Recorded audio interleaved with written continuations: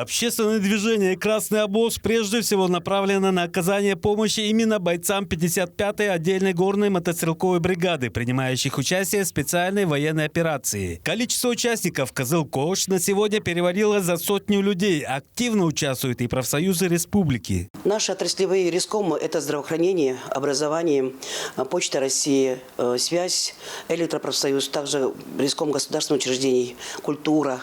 Они все тоже собирают деньги и отправляют тоже в помощь нашим бойцам. К движению «Красный обоз» с каждым днем присоединяется все больше людей. На одной из коробок мы заметили надпись в главе ДНР «Поздравляем от семьи солдата Пихемского района». Нам пояснили, что это подарок от родителей погибшего в ДНР бойца. Что находится в коробке, осталось для нас тайной. Трогательно, что в общественном движении активную роль играют вдовы погибших в спецоперации воинов. Они нам оказали помощь на сумму 110 тысяч рублей, приобрели необходимые нужды для ребят, теплые вещи, спальные мешки, медикаменты.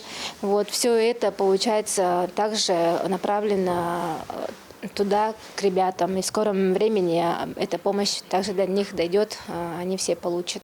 При приобретении вещей активисты консультируются с ребятами, которые уже принимали участие в боевых действиях. Необходимы квадрокоптеры, радиостанции, удобное термобелье, а самое главное – аптечки индивидуального пользования. К примеру, заслуженная артистка республики Галина Сюрюн и ее семья на собственные средства приобрела 30 единиц тактических аптечек бойца, не самых дешевых. От нашей семьи мы хотим подарить ребятам тактические аптечки, в которые вложено в содержимое, значит, самое-самое необходимое лекарство, которое солдату нужно в первую же минуту, если что-то с ним случится. Считаю, что главное – здоровье и безопасность наших солдат.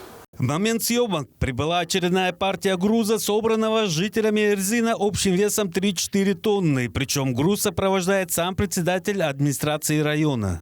Собрали в основном продукты питания. Это твинская баранина, как наш бренд.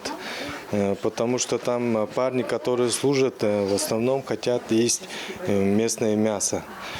Кроме этого, конечно, национальные блюда, теплая одежда.